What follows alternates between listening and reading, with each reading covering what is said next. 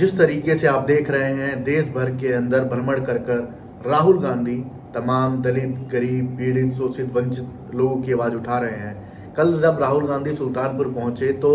उन्हें जाना था कोर्ट, और कोर्ट पहुंचने के बाद जब वो वापस लौट रहे थे, वो एक मोची जिसे जो जूते बनाते हैं, वो रास्ते में वो दुकान पड़ी, वहाँ पर उन्होंने जो मोची हैं उन्होंने उनसे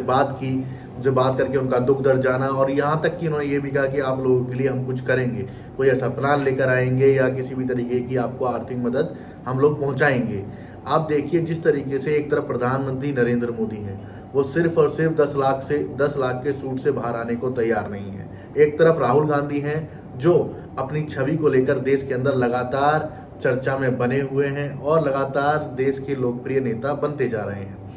सुल्तानपुर जाते वक्त जो हुआ वो ठीक है, जो उन्होंने जो मोची भाई से हमारे बात की, जो हमारे क्या बोलते हैं साथ में और कार्यकर्ता तमाम जो लोगों से जो बात की, आप इस बात की गंभीरता को देखिए कि देश के अंदर जननेता होना और जननेता बनना दो अलग अलग चीज़ है। जननेता बनने के लिए देश के लोगों की बातें समझनी पड़ती हैं, देश के लोगों की समस्याएं समझनी पड़ती हैं, जो राहुल गांधी समझ रहे हैं। किस तरीके से कल वो लोको पायलट से भी मिले, तमाम जो अभी हाल ही में दिल्ली में मजदूरों से मिले, हाल ही में दिल्ली के अंदर जो नीट के छात्र हैं उनसे मुलाकात की, संसद के अंदर किसानों से मुलाकात की। राहुल गांधी जिस तरीके से एक देश के लोकप्रिय नेता बनने की ओर अग्रसर हैं, और लगातार जो छात्र, दलित, पीड़ित, शोषित, वंचित जो समाज है, एक जब संविधान बचाने की बात आई उसमें बढ़ चढ़कर हिस्सा लेकर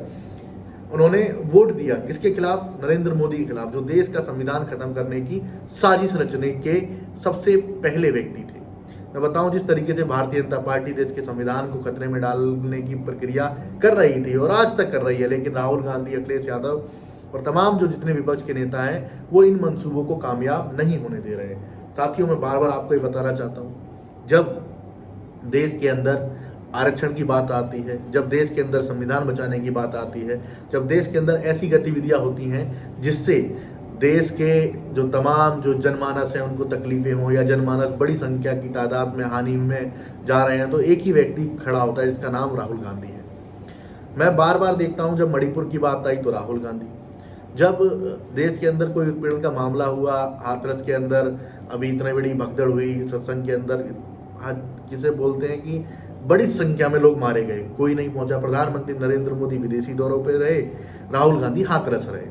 तो तमाम ऐसे मुद्दे हैं जहां पर राहुल गांधी मुखर होकर बोल रहे हैं। विपक्ष के अंदर जब मैं बात करूं, विपक्ष के नेता के रूप में सबसे अगर धाकड़ कोई भाषण दे रहा है, सबसे दमदार कोई भाषण दे रहा है, जो भारतीय जनता पार्टी के सांसदों की बोलती बंद कर दे रहा है, उसका नाम राहुल गांधी। नीट छात्रों का मामला अगर किसी ने उठाया तो संसद के अंदर राहुल गांधी। साथ